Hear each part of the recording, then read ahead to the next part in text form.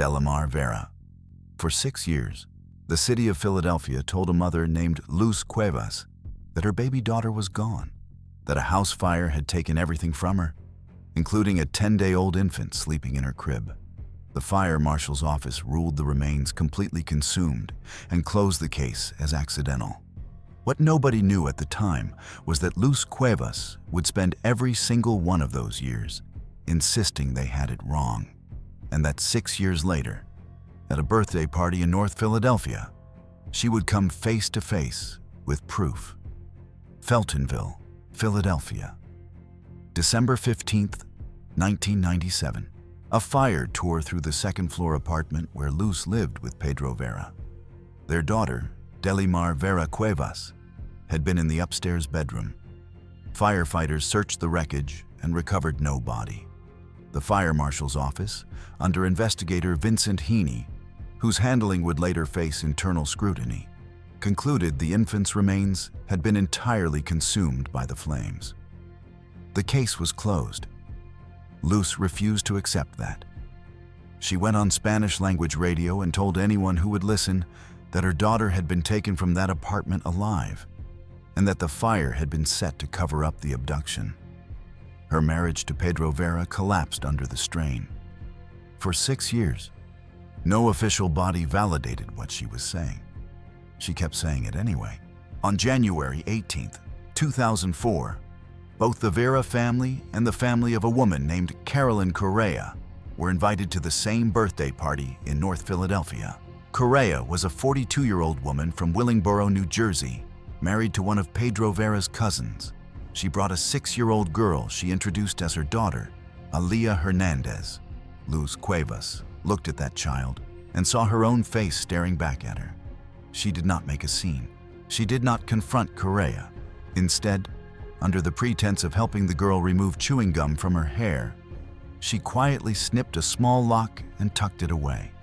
She brought that lock of hair to Pennsylvania State Representative Angel Cruz, who pressured authorities to run a DNA test. On February 24, 2004, the results confirmed it. Luz Cuevas was the biological mother. That is not a typo, by the way. A mother identified her own stolen daughter at a children's birthday party 6 years after the world told her that child was dead. Philadelphia police arrested Carolyn Correa on March 2, 2004, on charges of arson, kidnapping, and 13 related counts. She was held on $1 million bail. In February 2005, Correa entered a plea of no contest to kidnapping, interference with custody of a child, and conspiracy before Philadelphia Common Pleas Judge Pamela Dembe. The arson charge was dropped because the original 1997 fire investigation had been too compromised to relitigate. But Judge Dembe accepted the prosecution's argument that Correa had set the fire to cover the abduction. At sentencing on September 21, 2005, Dembe described Correa's conduct as truly monstrous and imposed 9 to 30 years in state prison. Prosecutors told the court they believed Correa had not acted alone. The infant had vanished from an upstairs crib while Correa was downstairs with Luz. There was no physical way one person could have done both. Correa pointed the finger at Pedro Vera in court, claiming he had handed her the baby. Vera denied it. No additional charges were ever brought. The breakthroughs in this case were not forensic. There were no labs or cold case detectives or database matches that cracked it open. It was a mother who never stopped looking, a lock of hair pulled under the guise of removing chewing gum, and a state legislator willing to make the right phone calls. Delimar had spent 6 years living as Aaliyah Hernandez. By the time she came home, she spoke only English, while her mother spoke only Spanish. As of 2026, Delimar Vera is in her late 20s and living in Philadelphia. She told her own story in Fremantle's 2024 docuseries, The Hand That Robbed the Cradle, and in the documentary, Back from the Dead. She has spoken publicly about visiting Correa once in prison and asking why she had been taken. She received no answer. Delimar still maintains that an accomplice was involved and that Correa could not have taken her from that window alone. Correa became parole eligible in 2014. This decision seemed small at the time. It was not. Because sometimes the most unsettling twist in a case is not that a stranger did it. Sometimes the person responsible is already sitting at the dinner table. Thomas Bartlett Whitaker. On the night of December 10th, 2003, the Whitaker family of Sugar Land, Texas, 4 of them together, walked through the front door of their home after a celebration dinner at Papa Do's Seafood Kitchen in Stafford. Father Kent, Mother Tricia, and sons Bart and Kevin had spent the evening toasting what Bart told them was the end of his final exams at Sam Houston State University. Then, as they stepped inside, a masked gunman opened fire on every single member of that family. Kevin, 19 years old, was struck in the chest and did not survive. Tricia was wounded and did not survive the transport to Memorial Hermann Hospital. Kent took a round to the shoulder that shattered his humerus, but he lived. Bart suffered what appeared to be a wound to his arm. Sugar Land police initially worked the case as a home invasion. If you had asked anyone in Sugar Land about Bart Whitaker before that night, they would have told you he was a good kid from a church-going family with a bright future. They had no idea. 5 days later, a former high school acquaintance named Adam Hipp walked into the Sugar Land police station and told Detective Marshall Slott that back in 2001, Bart had tried to recruit him to take the lives of his own family. That tip launched a methodical reconstruction. Slott uncovered multiple prior recruitment attempts. Bart had approached Baylor University friends Will Anthony and Justin Peters with the same plan before settling on 2 associates from the Bentwater Yacht and Country Club. His roommate Chris Brashear agreed to pull the trigger. His neighbor Stephen Champagne agreed to drive the getaway car. Bart had not been a random victim that night. He had staged his own injury. And the entire conspiracy, 3 years of planning and recruiting, had been motivated by a family inheritance estimated between $1 million and $1.5 million. 3 years and multiple recruits, all for insurance money. In June 2004, Bart fled to Mexico and settled under a false name in Cerralvo. The break came on August 28, 2005, when Champagne, after months of pressure from Detective Slott and FBI Special Agent Jim Walsh, confessed. He led divers to a duffel bag submerged in Lake Conroe containing a water bottle with Brashear's DNA, the pry tool used on a gun safe, a handheld vacuum used to clean the car, and Bart's own cell phone, which Brashear had accidentally grabbed. Brashear was arrested. Bart was apprehended on September 22, 2005, lured to a fake job interview in Monterrey, Mexico. The trial opened in March 2007 in the 400th District Court of Fort Bend County before Judge Clifford Vacek. Lead prosecutor Fred Felkman called Hipp, Peters, Anthony, and Champagne to the stand, each one describing a different chapter of Bart's campaign. The jury convicted him and recommended the death penalty on March 26, 2007, after 10 hours of deliberation. Brashear accepted a plea for life with parole eligibility after 30 years. Champagne received 15 years and has since been released. If Bart Whitaker's story had ended there, it would be disturbing enough. It did not. Kent Whitaker, the father, the only surviving victim, the man who had lost his wife and younger son to a plan his eldest child had orchestrated, became Bart's most vocal advocate for mercy. A devout Christian, Kent wrote a book called Murder by Family. He met personally with Texas Governor Greg Abbott. He lobbied the Texas Board of Pardons and Paroles. On February 20, 2018, the 7-member board voted unanimously to recommend clemency, the first unanimous vote of its kind in Texas since 2009. The governor's office sent the commutation announcement at 5:19 p.m. on February 22, 2018. Bart's execution at the Walls Unit in Huntsville had been scheduled for 6 p.m. that same evening. The margin was 41 minutes. Abbott commuted the sentence to life, without the possibility of parole, citing the fact that the triggerman did not face execution, the father's opposition, and Bart's waiver of any future parole claim. As of 2026, Bart Whitaker is 45 years old, held by the Texas Department of Criminal Justice in general population, serving life without parole. He has completed a bachelor's degree behind bars and reportedly teaches English to fellow inmates. Kent Whitaker continues to speak publicly about forgiveness. Brazier remains incarcerated at the Eastham Unit in Lovelady, Texas. After the Whitaker case, the conversation turned to whether a victim's forgiveness should carry weight in sentencing. People debated that for months. Meanwhile, in a quiet suburb north of Chicago, an entirely different kind of betrayal was unfolding. One where the man an entire community mourned as a hero turned out to be the person who deserved mourning least of all. Charles Joseph Gliniewicz. On September 7, 2015, thousands of people lined an 18-mile procession route between Antioch High School and Fox Lake, Illinois, to honor Lieutenant Charles Joseph Gliniewicz. He was a 30-year veteran of the Fox Lake Police Department, a man everyone called G.I. Joe for his Army background, a married father of 4 who ran the local Youth Explorer program. The governor of Illinois ordered flags to half-staff. Memorials went up outside the police station. Donations poured in for his family. So why did the lead investigator, just 2 months later, stand at a podium and call this man's passing the ultimate betrayal? It was the morning of September 1st, 2015. Gliniewicz radio dispatched to report that he was pursuing 3 suspicious men into a marshy area off Satan Road. Backup officers found him on the ground, fatally wounded by his own .40 caliber service weapon, roughly 50 yards from his squad car. His handgun had been removed from its holster and was recovered about 3 feet from his body, though it took searchers more than an hour to locate it.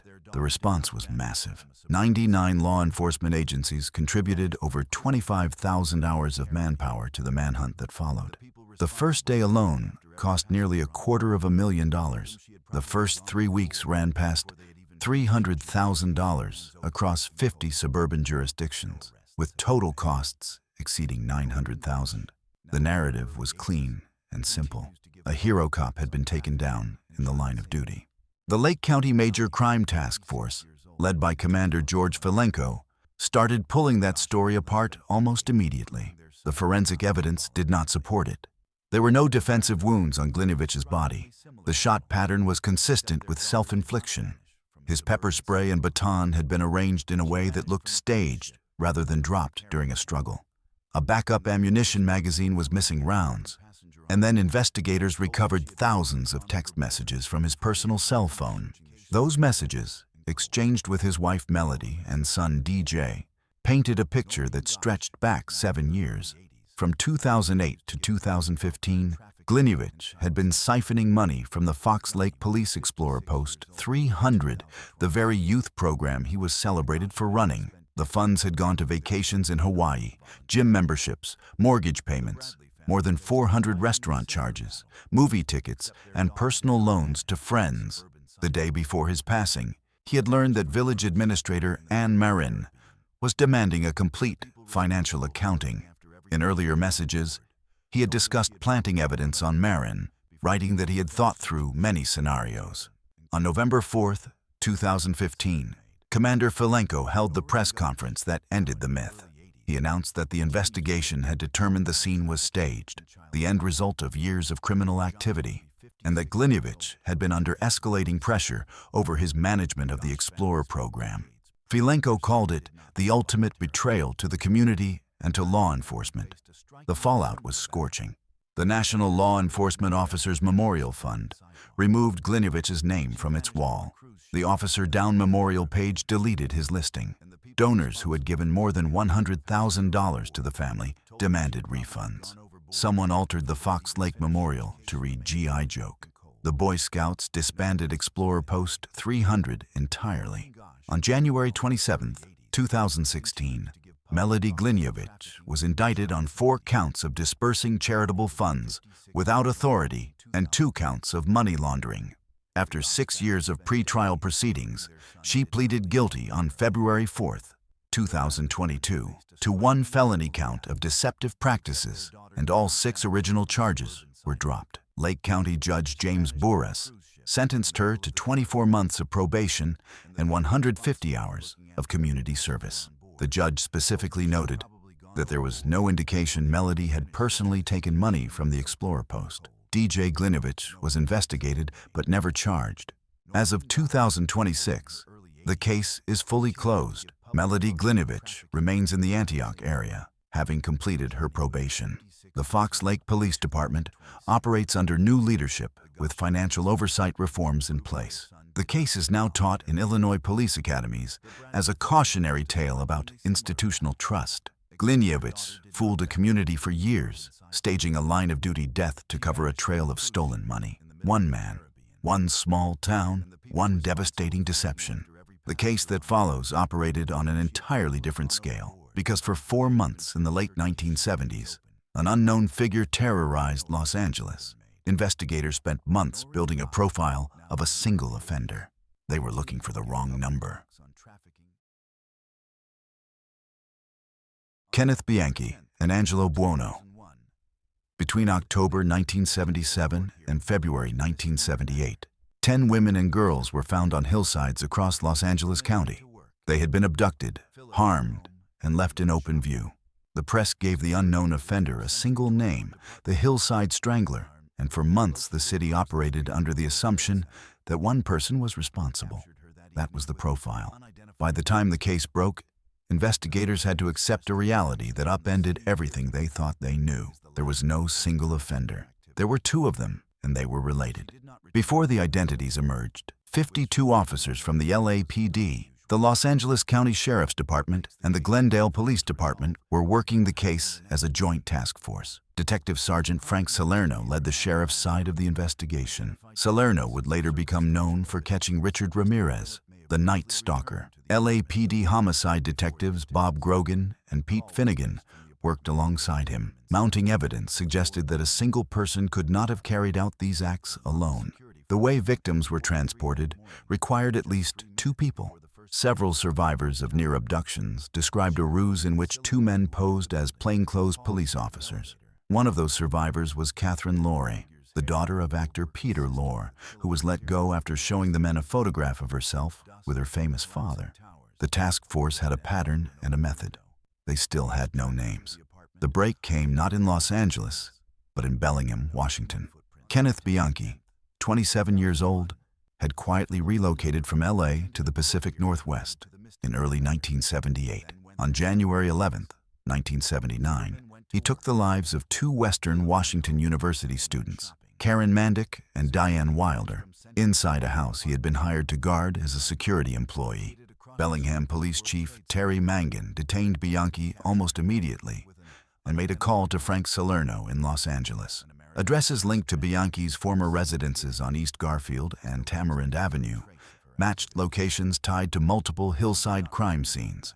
Bianchi's first defense was a fabricated mental illness. He claimed to have a dissociative identity disorder and performed an alternate personality he named Steve Walker, a name he had stolen from a real graduate student's transcript. Psychiatrist Ralph Allison conducted extensive filmed sessions with him. Forensic psychiatrists Martin Orn and Saul Fairstein dismantled the act by adjusting their interview criteria mid-session. When Orn suggested that most genuine cases involve more than 2 identities, Bianchi's so-called alter obligingly produced a third personality on the spot. Put simply, Bianchi invented a fake mental illness to dodge the death penalty, and when experts tested the claim, he failed by being too eager to play along. Facing execution in Washington, Bianchi took a plea on October 19, 1979. He admitted guilt in the 2 Bellingham cases and 5 of the California cases, and agreed to testify against his cousin, Angelo Buono Jr., a 44-year-old auto upholsterer from Glendale whose shop on East Colorado Street had served as the location where victims were brought and harmed. Buono's trial became, at the time, the longest criminal trial in American history, running from November 1981 to November 1983 before Los Angeles Superior Court Judge Ronald George. The proceedings produced 56,000 pages of testimony from 400 witnesses. LA District Attorney John Von de Kamp moved to dismiss the case, arguing Bianchi was too unreliable. Judge George refused. California Attorney General George Duke Majian took over under Deputy A.G. Roger Boren. On November 14, 1983, Buono was found guilty of 9 of the 10 Los Angeles cases. On January 9, 1984, he was sentenced to life without the possibility of parole. As of 2026, Angelo Buono passed away from cardiac arrest at Calipatria State Prison on September 21, 2002, at the age of 67. Kenneth Bianchi, now 74, remains at Washington State Penitentiary in Walla Walla. His parole applications have been denied repeatedly, most recently in 2025, marking his 8th attempt. The Washington Indeterminate Sentence Review Board set his minimum confinement at 1,424 months total. He will not be eligible to apply again for roughly another 10 years. 2 cousins posing as police officers, operating across a city of millions, evading a 52-officer task force for months. The case cracked only because one of them moved to a different state and could not stop. Wealth and privilege can provide a different kind of cover, though. And when the suspect is a real estate heir worth hundreds of millions of dollars, the investigation does not take months. It takes decades. Robert Durst. In March of 2015, a 71-year-old real estate heir sat for an interview as part of an HBO documentary. When the session ended, he stepped into the bathroom. He did not realize his lapel microphone was still recording. And in that bathroom, muttering to himself, barely audible, he said something that prosecutors would play in a Los Angeles courtroom 6 years later. He effectively admitted to no one but himself that he had been responsible for all of it. Robert Durst was born on April 12, 1943, into the Durst Organization, a Manhattan real estate dynasty that built and operates One World Trade Center. For 4 decades, his name had been attached to 3 separate cases of suspicious death. His first wife, Kathleen McCormick Durst, a 29-year-old medical student at the Albert Einstein College of Medicine, vanished on January 31, 1982, from their home in South Salem, New York. The case was treated as a missing person matter for 20 years. Durst's willingness to sit in front of a camera and talk about his own life would become the exact thing that brought him down. He just did not see it coming. When New York State Police investigator Joseph Becerra reopened the Kathleen Durst case in 1999, Durst grew alarmed and fled. He eventually resurfaced in Galveston, Texas, where he had been living in disguise as a mute woman. There, in 2001, his neighbor Morris Black was found deceased and dismembered, with remains recovered from Galveston Bay. Durst was charged. At his 2003 trial, defended by attorney Dick DeGuerin, he was acquitted under a claim of self-defense. He later served time for evidence tampering and bond jumping. He was caught, incidentally, after jumping bail and shoplifting a chicken sandwich in Bethlehem, Pennsylvania. Then came the documentary. Filmmaker Andrew Jarecki had released a 2010 film called All Good Things, loosely based on the Durst story.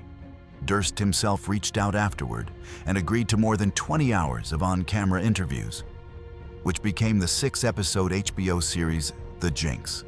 In one of the final segments, Jarecki confronted Durst with 2 envelopes written in identical block handwriting. One was a letter Durst admitted writing. The other was an anonymous note sent to Beverly Hills Police on December 23, 2000, directing them to the home of Susan Berman, Durst's close friend, who had been found fatally harmed at her Benedict Canyon residence in Los Angeles.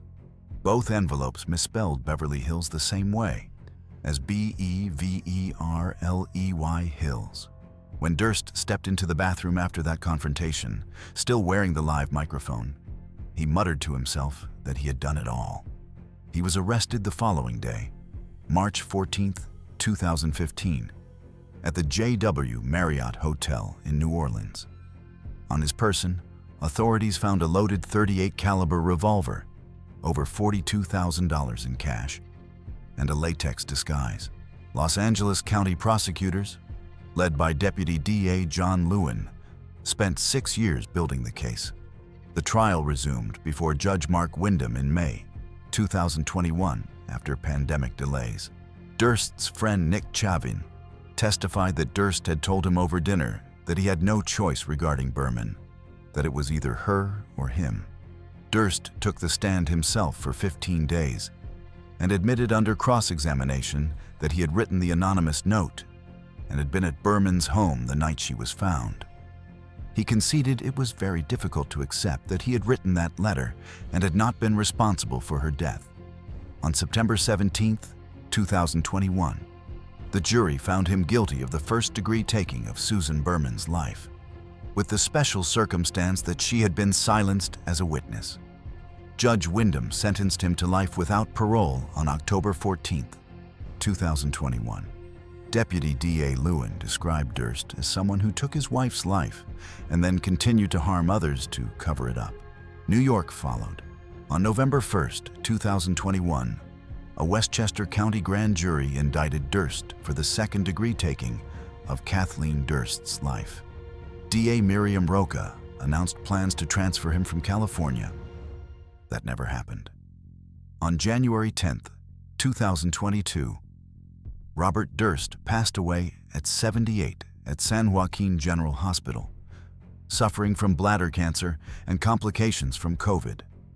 Because his California appeal was still pending at the time of his passing, state law automatically vacated the conviction. He passed away, in the eyes of California law, convicted of nothing. The New York case became moot. D.A. Roca released an investigative report into Kathleen's case in January 2022, in lieu of a trial that would now never take place. Kathleen Durst's remains have never been found. She was declared legally dead in 2017. Her family, the McCormicks, continues to press for answers. If you like this video and haven't subscribed yet, now's a great time to join. We post a new case every day, so hit subscribe and don't miss what's coming next. Candy Montgomery. On the morning of June 13, 1980, a woman named Betty Gore was home alone with her infant daughter in Wiley, Texas. She was 30 years old, a substitute school teacher, a mother of two, married to a Rockwell International engineer named Alan, who was away on a business trip in Minnesota. A family friend stopped by that morning to pick up a swimsuit for Betty's older daughter, who had slept over at the friend's house. It was a routine errand on a quiet Friday. But by the time Alan Gore tried calling home that evening and got no answer, Betty Gore was already gone. The friend who had stopped by that morning was the last person to see her alive. Nobody in Wiley was watching Candy Montgomery back then. She was a 30-year-old housewife, a member of the First United Methodist Church of Lucas, a neighbor and friend to the Gores. She was invisible in the way that suburban mothers in small Texas towns were invisible. That was about to change. When neighbors entered the Gore home after Alan could not reach Betty by phone, they found her in the utility room. The autopsy documented 41 wounds from a 3-foot axe, the first of which had been to her skull. Betty's infant daughter was found unharmed in a crib in another room. Detectives initially feared a transient attacker. Then, 2 days after Betty's passing, Alan Gore admitted to investigators that he had been carrying on a months-long affair with Candy Montgomery. Candy had been at the house that morning. A bloody bare footprint at the scene matched her foot. A fingerprint matched hers. Candy was arrested on June 27, 1980. Her attorney, Don Crowder, a fellow church member with mostly civil law experience, retained forensic psychiatrist Fred Faison from Houston. Faison hypnotized Candy and concluded she had experienced a dissociative reaction. A psychological break triggered when Betty confronted her about the affair and shushed her, which Faison argued replicated a buried childhood memory. Crowder shocked the courtroom by abandoning his planned denial defense entirely. He told the jury his client had taken Betty Gore's life, but that she had done it in self-defense. The trial began October 22, 1980, in McKinney before District Judge Tom Ryan. Prosecutors Tom O'Connell and Jack Pepper argued that 41 blows from an axe could not constitute self-defense under any standard, and that Candy could have fled. Crowder countered that Betty had attacked first with the axe, cutting Candy's toe, and that Candy had wrestled the weapon away during a struggle she could not escape. Candy took the stand and described in emotional detail losing control and striking Betty repeatedly before stepping back and realizing she was covered in blood. On October 30th, 1980, a jury of 9 women and 3 men deliberated for roughly 3 hours and returned a verdict of not guilty on both the primary charge and the lesser included charge. Spectators outside the Collin County Courthouse shouted at her as she left. Betty's father told reporters he would never know what truly happened that morning. One juror later told the Dallas Morning News that the number of blows had no bearing on the verdict, that the jury focused entirely on the question of intent. As of 2026, Candy Montgomery left Texas years ago, moved to Georgia, divorced, and became a licensed family and mental health counselor.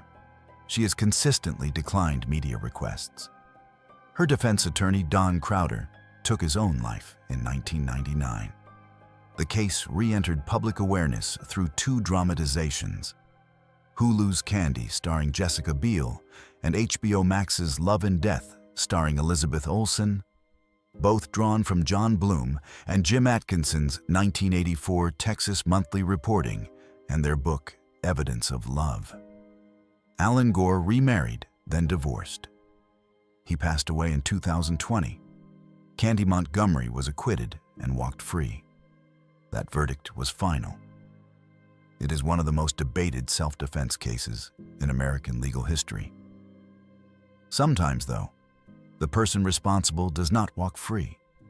Sometimes they walk the halls of the very department investigating the crime. And sometimes it takes 23 years and a discarded soda cup to prove it. Stephanie Lazarus. On the evening of February 24th, 1986, computer engineer John Rutten came home from work to the condominium he shared with his bride of 3 months, Sherry Rasmussen, in Van Nuys, California. Sherry was 29, a director of critical care nursing at Glendale Adventist Medical Center. He found her on the living room floor. She had been beaten, shot 3 times with a .38 caliber revolver, and bore a deep bite wound on her left arm. Her car was missing. The marriage certificate had been taken from a drawer. Jewelry had not been touched. By every measure, this did not look like a burglary. At least, that is what everyone thought. The LAPD detectives assigned to the case, Lyle Mayer and Stephen Hooks, classified it as exactly that: a botched residential burglary linked to 2 suspects working the neighborhood. Sherry's father, Nels Rasmussen, pushed back from the start. He urged investigators, including in a written letter to LAPD Chief Daryl Gates, to look at a woman named Stephanie Lazarus, a 26-year-old patrol officer who had dated John Ruetten during their years at UCLA. Nels said Sherry had told him that Lazarus had confronted her at the hospital and told her that if she could not have John, no one would. Detective Mayer dismissed him, telling him he watched too much television. The case went nowhere for 18 years.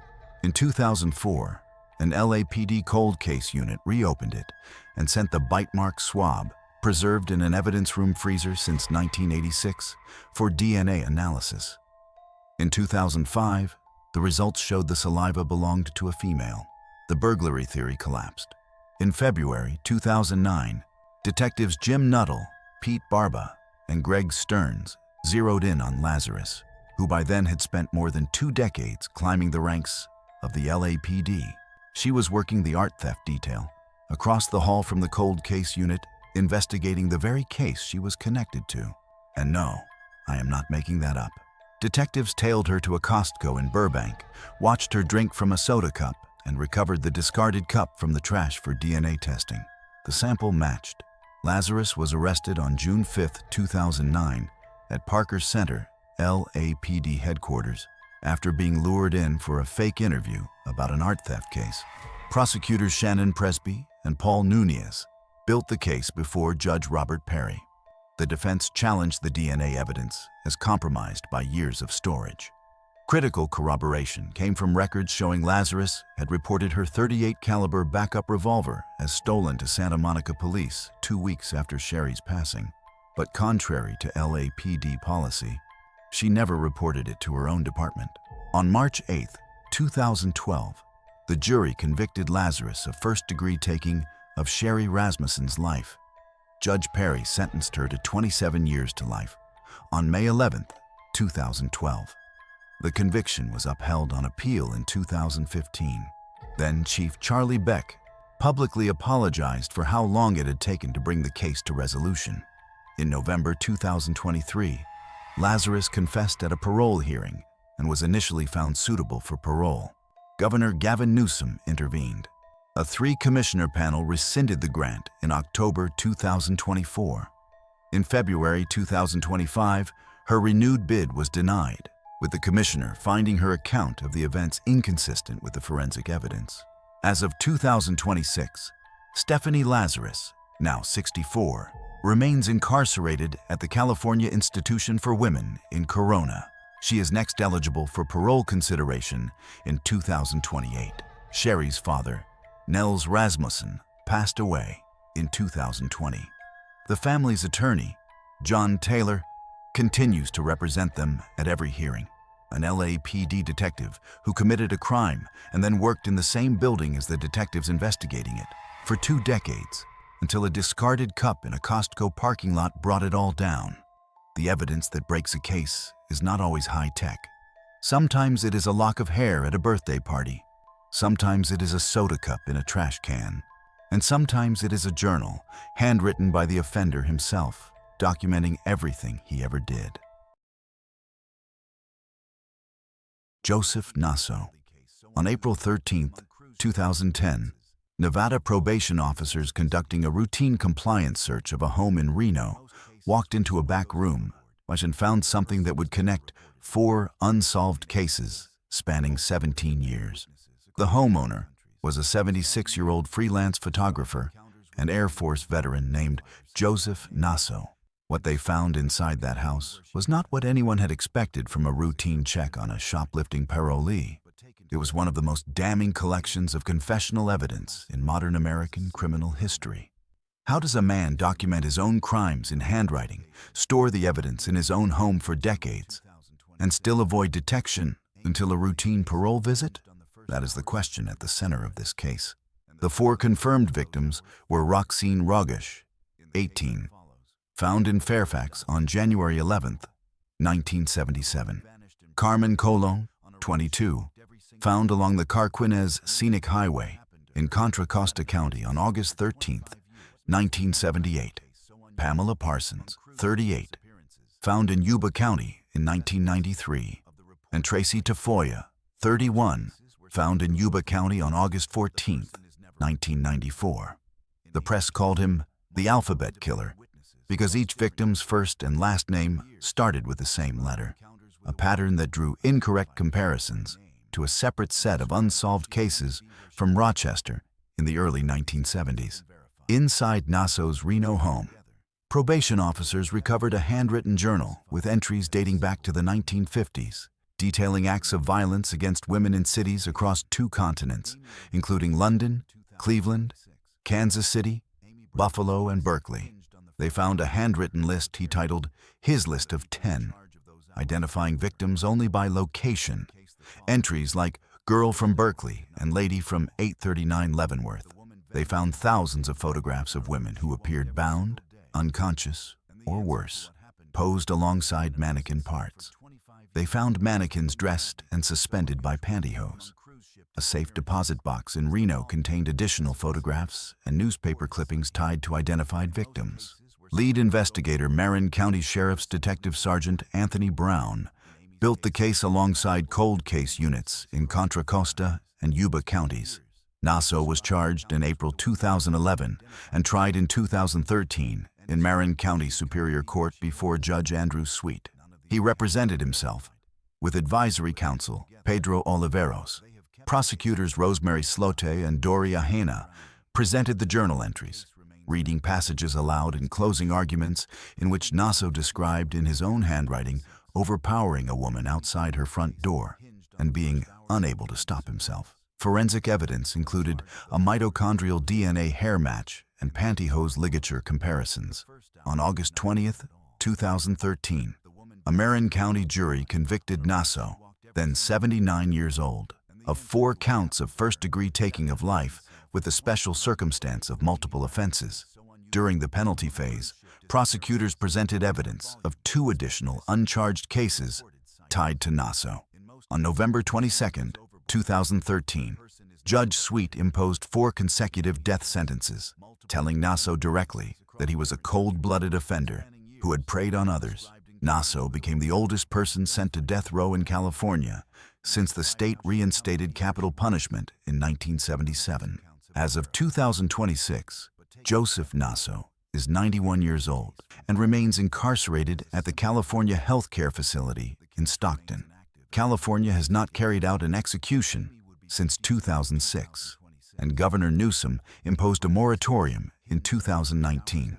A fellow inmate named William Noguera has claimed Naso confided in him about a total of 26 victims, though those claims remain uncorroborated and no additional charges have been filed. Naso documented his crimes in his own handwriting, stored the evidence in his own home, and was caught because of a routine compliance check on an unrelated shoplifting conviction. For 57 years, a different kind of institution shielded a different kind of offender, not through evidence hidden in a house, but through silence, transfers, and the protection of a name far larger than any one man. John Feet. On Holy Saturday, April 16, 1960, a 25-year-old elementary school teacher named Irene Garza walked to the rectory of Sacred Heart Catholic Church in McAllen, Texas, to make her confession before Easter. She was the 1958 Miss South Texas, a devoted parishioner, a beloved member of her community. She was never seen alive again. 5 days later, her body was recovered from an irrigation canal at the south end of McAllen. She had been beaten, harmed while unconscious, and suffocated. Investigators recovered a Kodak Brownie slide viewer with a long electrical cord from the drained canal, which prosecutors would later argue had been used to restrain her. That slide viewer belonged to Father John Feet, a 27-year-old visiting priest from the Missionary Oblates of Mary Immaculate Seminary in San Antonio. Feet had heard Irene's confession in the rectory that evening, an unusual location since confessions are typically taken in the sanctuary. He initially denied being with her before admitting it. He had visible scratches on the backs of his hands, which he explained by saying he had locked himself out and climbed through a window. 3 weeks before Irene's passing, a 20-year-old woman named Maria America Guerra had been attacked from behind while praying at a church in nearby Edinburgh. She identified Feet in a lineup. He was tried on assault charges in 1961 in Austin, but the jury deadlocked 9-3 in favor of conviction. To avoid retrial, Feet pleaded no contest in 1962 to a misdemeanor and paid a $500 fine. And then, the Catholic Church quietly moved Feet out of Texas. First to a Trappist monastery in Ava, Missouri, then to monasteries in Iowa, New Mexico, and Arizona. The community in McAllen widely believed a deal had been struck between county prosecutors and the Archdiocese of San Antonio to protect the institution from embarrassment. You would think someone would have said something. Nobody did, not for decades. 2 clergy witnesses eventually broke the silence. Former Trappist monk Dale Tacheny, who had served as Feet's spiritual director at the monastery in 1963, came forward in 2002 and told investigators that Feet had confessed to him that he had taken the life of a young woman in Texas around Easter. Father Joseph O'Brien, the former assistant pastor at Sacred Heart, said Feet had effectively admitted his involvement at the time. McAllen Police Chief Victor Rodriguez and Texas Ranger Rudy Jaramillo reopened the case. The sitting Hidalgo County DA, Rene Guerra, refused to prosecute, calling the witnesses unreliable. The case finally moved when voters elected a new DA, Ricardo Rodriguez Jr., in 2014. after CBS's 48 Hours aired a segment called The Last Confession that included direct confrontations with Fight, the political will finally existed. On February 9, 2016, Texas Ranger Rolando Villarreal and McAllen detective Frank Trevino arrested 83-year-old John Feet at his home in Scottsdale, Arizona. The trial opened in late November 2017 in the 92nd District Court in Edinburgh before Judge Louis Singletary. Assistant DA Michael Garza, no relation to the victim, led the prosecution. 22 witnesses testified across 7 days. On December 7, 2017, the jury convicted Feet of taking Irene Garza's life with malice. The next day, they imposed life imprisonment, rejecting both a defense request for probation and a prosecution request for a symbolic 57-year sentence. The lead prosecutor told the jury that Fight had exploited the trust placed in his position and called him a wolf in the clothing of a shepherd. A canon law expert testified that the institution responsible for seeking salvation had been complicit in concealing what happened. As of 2026, John Feet passed away from cardiac arrest on February 10, 2020, at the age of 87, at the Estelle unit in Huntsville, while his case was still on appeal. Because he passed away with a pending appeal in Texas, his conviction was not vacated.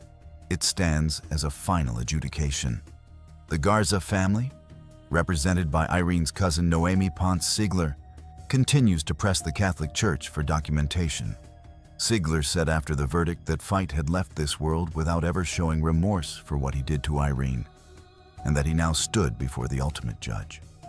A priest shielded by his church for more than 50 years, moved from state to state, protected by silence. It took a change in political leadership and 2 clergy witnesses breaking decades of quiet to bring the case to trial. In the Netherlands, the catalyst for justice was even more unlikely.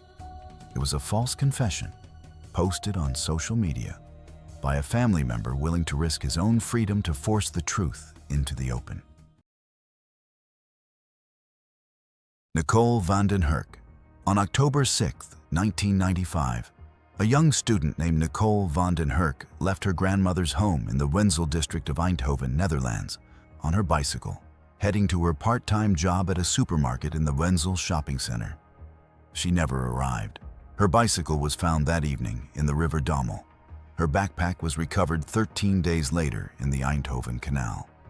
On November 22, 1995, a passerby found her remains in a wooded area between Mierlo and Lierop, concealed beneath conifer branches. She had been harmed and fatally wounded.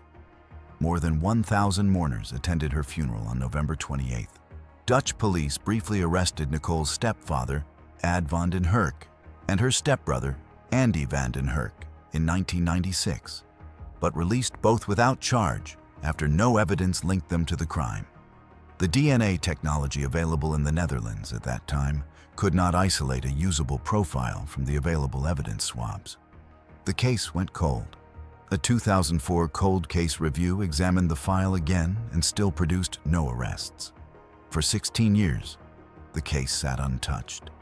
By 2011, Andy van den Hurk had moved to England and become convinced his own father, Ad, was responsible.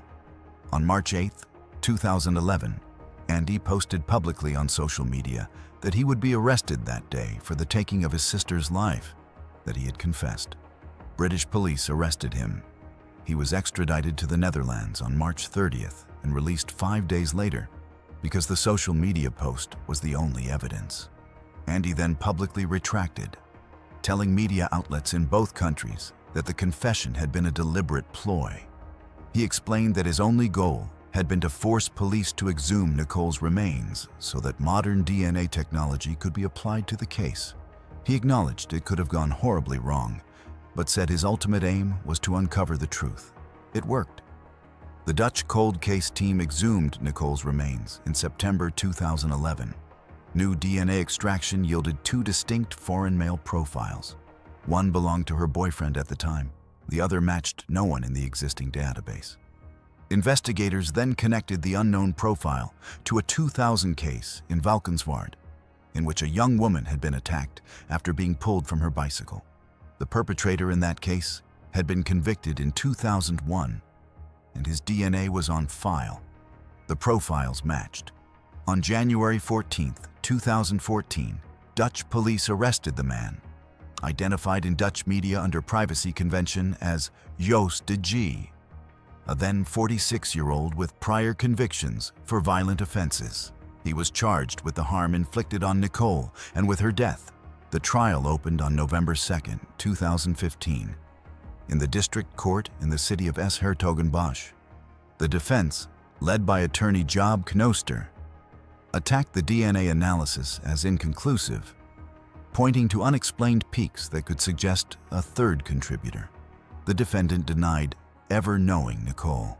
When confronted with the DNA evidence, he shifted to claiming a possible encounter he could not remember days before her death. On November 21, 2016, the district court convicted him, but acquitted him of the charge related to Nicole's death, citing the unresolved DNA peaks as reasonable doubt. He received 5 years, with consideration for a finding that he had been deemed legally insane at the time. The prosecution appealed. On October 9, 2018, the appellate court overturned the acquittal on the death charge, reasoning the unidentified peaks had no evidential value against the totality of the case. He was sentenced to 12 years. The Dutch Supreme Court upheld the conviction on April 21, 2020.